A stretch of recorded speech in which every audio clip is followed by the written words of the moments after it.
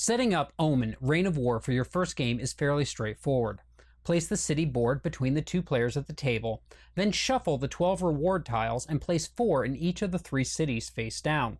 Place 1 war-torn token on each city with the peaceful side face up. Shuffle the unit cards to form a draw pile to place next to the city board.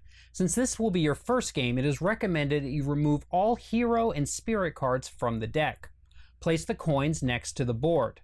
Also place the enraged tokens within reach of both players near the board as well.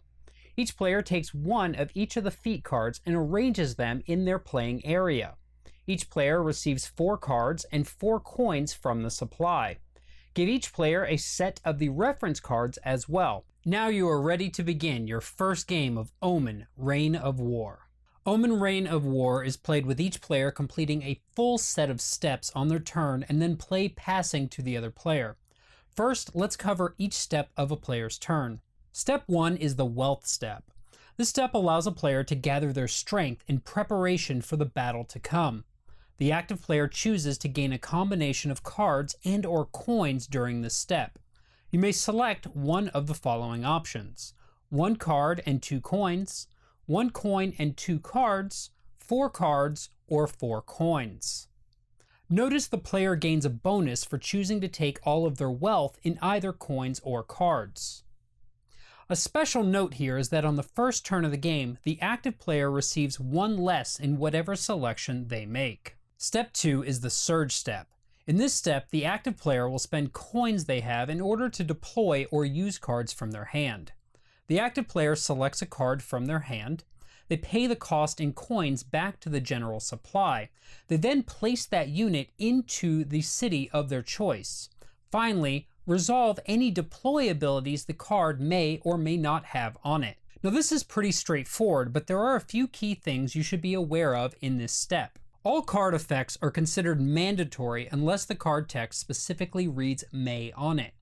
The active player may deploy as many cards as they wish, provided they can afford the cost.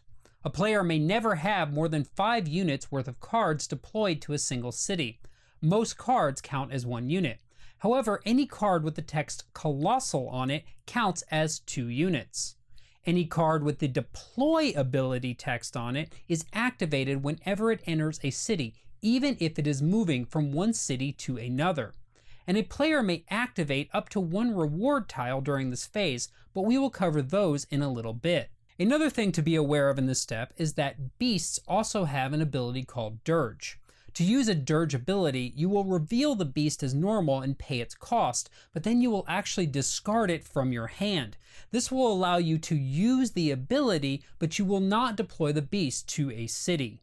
Once the active player has deployed any cards they wish to, or can, they move on to step 3, the Portent step.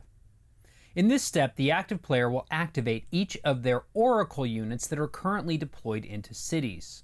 Oracles can grant the player additional bonuses, such as drawing a card. In addition, every Oracle in the game has an ability that reveals the top card of the draw pile, which may trigger an effect. After activating all Oracles for the active player, we move on to step 4, which is the Feat step. In this step, the active player will check to see if they completed any of the 6 feat cards in front of them. If they have completed 1 or more, they will announce this and then flip that feat over, which will award them 2 victory points at the end of the game for each flipped feat card. After checking for feats, we move on to step 5, which is War. During this step, each city is checked to see if it has become war-torn. Only cities that still contain reward tiles can become war-torn. A city is considered at war if one of the following conditions is true. The non-active player has at least 3 units on their side of the city. Note that this will trigger a war even if the active player has no units on their side. Or if the combined total of all units in the city between the 2 players is equal to or greater than 5. Remember that colossal units and enraged units, which we haven't talked about just yet, count as 2 units for counting the number of units in a city. Enraged is a special condition that can be applied to units with card abilities that allow a unit to receive an enraged token. This grants this unit the colossal status as well as sets its strength to 4. But while it is enraged, it loses any other abilities it may have had. A player may not enrage a unit if this would cause the player to break the maximum 5-unit rule in a city. The active player then decides in which order to resolve each city that is currently at war. To resolve a war, each player adds up the total strength value of all of the units they have present in the city. The player with the highest strength value is the winner.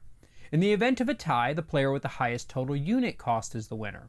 If there is still a tie, then neither player wins and each must discard all but 2 units from the city.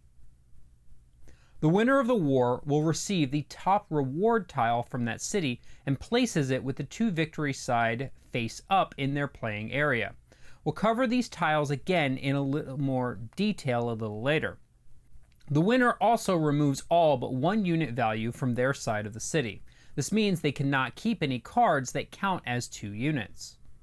The loser of the war must remove all but 2 units from their side of the city.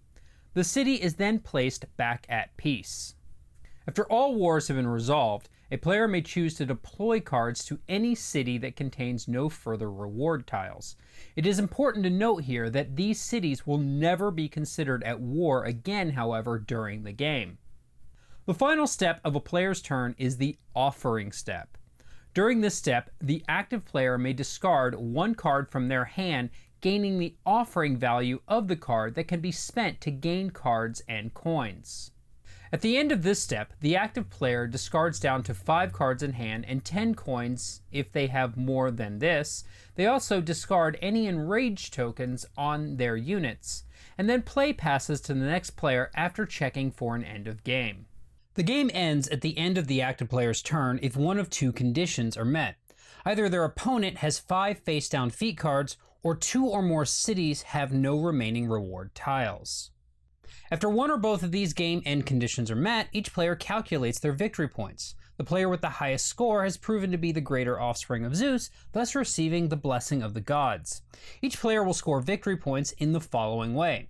They will gain 2 points for each unused face-down reward tile in their play area, 1 point for each used or face-up reward tile in their play area, 2 points for each completed feat card in their play area, 1 point for each treasured unit in hand if you're playing with the optional hero units. In the event of a tie, the player with the most face-down completed feat cards is the winner. If the players are still tied, then the player with the most unused reward tiles is the winner. If the players are still tied, then both players have earned the respect of the gods and share in the victory. You now have the basics of how to play Omen, but before you get started, let's cover a few things that you should be aware of in order to really prepare you for your first game. First, let's cover the different types of cards that are available in the game, including the spirits and heroes that we didn't shuffle in for our first game. First up, we have the soldiers. Now, these are the most populous units within the game, and each one has an ability that resolves when they are deployed and or moved to another city. Next up, we have beasts, which are all colossal, which means they always count as 2 units when deployed. And additionally, they have that ability called Dirge that we talked about earlier that is used in place of putting the card into the city. Oracles, as we showed earlier, have abilities that are resolved during the portent step. And these abilities are dependent on the type of the card on the top of the deck that is revealed during this step. And that revealed card is always discarded afterwards. The first of the 2 units that we didn't shuffle in for our first game is spirits. Now these are advanced units, each having 2 abilities. When a player deploys a spirit, they choose one of these abilities to resolve. But unlike the other units, spirits have an additional value called Invoke. Rather than deploy a spirit, the player may choose to pay the Invoke cost in coins, discard the spirit from hand, and use both of the abilities on the card. The second type are heroes. These are also advanced units that have an ability that can be used outside of the player's surge step. Heroes also have the keyword ability Treasured, which awards a player 1 victory point at the end of the game for having this unit in their hand. Reward tiles, if unused at the end of the game, meaning they are face down, are worth the 2 victory points. But during your turn, during the surge step, you can choose to activate one of them for their ability. One such as Ares' Race has a surge step ability where you can resolve one city regardless if it is war-torn or not. However, keep in mind that if you use a reward tile, you do flip it over and now it will only be worth 1 victory point at the end of the game. In addition to the way we just learned how to play the base game, you will find at the back of the rulebook some variants that will allow you to make your game more challenging. You will find 2 draft variants and an emissary of war variant.